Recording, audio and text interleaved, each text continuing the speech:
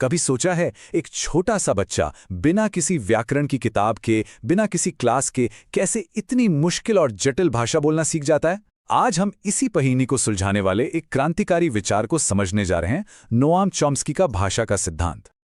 और ये सवाल सिर्फ कोई किताबी सवाल नहीं है, ये तो हम सबके अनुभव की बात है। बच्चे मुश्किल से मुश्किल नियमों को इतनी आसानी से कैसे समझ लेते हैं, जबकि उन्हें कोई बाकायदा सिखाता भी नहीं है? यही वो पहेली है जिसने सदियों से वैज्ञानिकों को परेशान कर रखा है। तो कई दशकों तक इस सवाल का जवाब बड़ा ही सीधा साधा माना जाता था। ये सोचा जाता था कि बच्चे तो बस नकलची होते हैं। इस सोच को, जिसे व्यवहारवादी सिद्धांत या बिहेवियरिस्ट थ्योरी कहते हैं, बीएफ स्किनर जैसे मनोवैज्ञानिकों ने बहुत आगे बढ़ाया। उनका मानना था कि भाषा सीखना भी ना साइकिल चलाने जैसा ही है। मतलब जब बच्चा कहता है दूध और उसे दूध मिल जाता है तो ये एक इनाम हो गया, और जब वो कुछ गलत बोलता है तो बड़े उसे ठीक कर देते हैं। मतलब ये पूरा का पूरा खेल बस नकल, आदत और इनाम सजा का है। लेकिन फिर 1959 में नोआम चॉम्स्की नाम के एक युवा भाषाविद ने इस पूरी सोच पर ही एक बड़ा सवाल खड़ा कर दिया।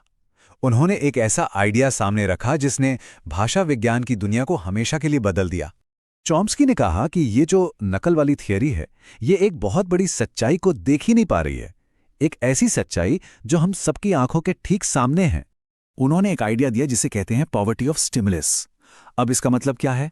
सीधा सा मतलब यह है कि बच्चों को जो भाषा सुनने को मिलती है, यानी जो भाषाई इनपुट मिलता है, वो उनके आउटपुट के मुकाबले बहुत कमजोर या कह लीजिए सीमित होता है।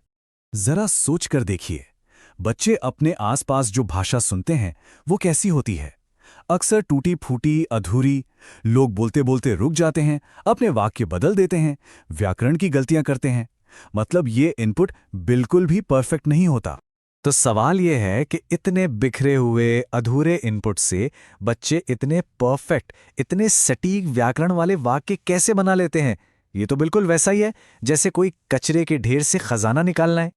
तो अगर बच्चे सिर्फ नकल नहीं कर रहे तो फिर ये हो कैसे रहा है? इसी पहेली ने चॉम्स्की को एक बिल्कुल नए, एक क्रांतिकारी नतीजे पर पहुंचाया। उनका कहना था कि हमारा दिमाग कोई कोरी स्लेट, कोई ब्लैंक स्लेट नहीं है, बल्कि हम एक तरह से भाषा के ऑपरेटिंग सिस्टम के साथ ही पैदा होते हैं। भाषा बाहर से नहीं आती, वो हमारे अंदर से ही विकसित होती है। तो ये जन्मजात उपकरण हैं क्या? हमारे दिमागी टूल बॉक्स में ऐसा क्या है? चॉम्स्की ने दो खास चीजों की बात की।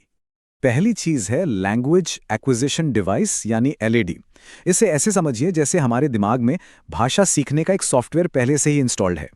और ये एलईडी किसी एक खास भाषा जैसे हिंदी या अंग्रेजी के लिए नहीं है। नहीं, ये तो एक मास्टर की तरह है जो किसी भी भाषा का ताला खोल सकती है। ये पहले आवाज़ों को पहचानता है, फिर उनके पीछे का ढांचा समझता है और आखिर में अपने नियम बना लेता है, चाहे बच्चा दुनिया में कहीं भी पैदा हुआ हो। तो सवाल है, ये एलएडी काम कैसे करता है? ये एक ब्लूप्रिंट का इस्तेमाल करता है जिसे चॉम्स्की ने कहा यूनिवर्सल ग्रामर। ये दुनिया की सभी भाषाओं के बुनियादी नियमों का एक सेट है। जैसे हर भाषा में एक काम करने वाला होगा, यानी कर्ता, और एक काम होगा, यानी क्रिया। ये यूनिवर्सल ग्रामर का आइडिया बड़ा मजेदार है। सोचिए, दुनिया की सारी भाषाएं ऊपर ऊपर से कितनी अलग लगती हैं, है ना? लेकिन चॉम्स्की कहते हैं कि अंदर से उनकी जड़ें, उनका बुनियादी ढांचा बिल्कुल एक जैसा है। शब्द और आवाजें भले ही अलग हों, पर व्याकरण का जो मूल ढांचा है वो एक ही है। और यहीं पर नकल और कुछ नया बनाने का फर्क साफ हो जाता है। देखिए, एक तोता तो सिर्फ सुने हुए शब्द ही दोहरा सकता है, पर एक बच्चा, वो अपने दिमागी नियमों का इस्तेमाल करके ऐसे ऐसे वाक्य बना सकता है जो उसने अपनी जिंदगी में पहले कभी सुने ही नहीं है। और सबसे कमाल की बात तो ये है कि बच्चों की गलतियां ही उनके जीनियस होने का सबसे बड़ा सबूत है। जब कोई बच्चा कहता है मैंने खाया था यहां, तो वो नकल नहीं कर रहा, वो तो असल में भूतकाल यानी पास्ट टेंस का नियम बनाने की कोशिश कर रहा है और उसे हर जगह लागू कर रहा है। ये गलतियां ये सीखने की प्रक्रिया का सबूत हैं, नाकामी का नहीं। तो अगर बच्चों की गलतियां सीखने का हिस्सा हैं, तो फिर इसका हमारे सिखाने के तरीके पर क्या असर होना चाहिए? चलिए, इस थियरी को आप क्लासरूम में लेकर चलते हैं। किसी भी शिक्षक के लिए चॉम्स्की का यह सिद्धांत एक बहुत बड़ा शिफ्ट है। जोर अब गलतियां सुधारने पर नहीं, बल्कि बातचीत के मौके देने पर होना चाहिए। मतलब असली मकसद व्याकरण की शुद्धि नहीं, बल्कि अपनी बात कह पाना यानी संवाद है। तो निचोड़ ये है कि एक टीचर का काम बच्चे के अंदर भाषा बनाना नहीं है, बल्कि उसके अंदर जो क्षमता पहले से ही मौजूद है उसे बाहर लाना है। बिल्कुल वैसे ही जैसे एक माली पौधा बनाता नहीं, उसे बस पानी और धूप देता है ताकि वो खुद बढ़ सके। तो आखिर में चॉम्स्की ने इस सबसे बुनियादी मानवीय हुनर को देखने का हमारा नजरिया ही बदल दिया। तो ये हमें एक बहुत बड़े और ज़रूरी सवाल पर लाकर छोड़ देता है।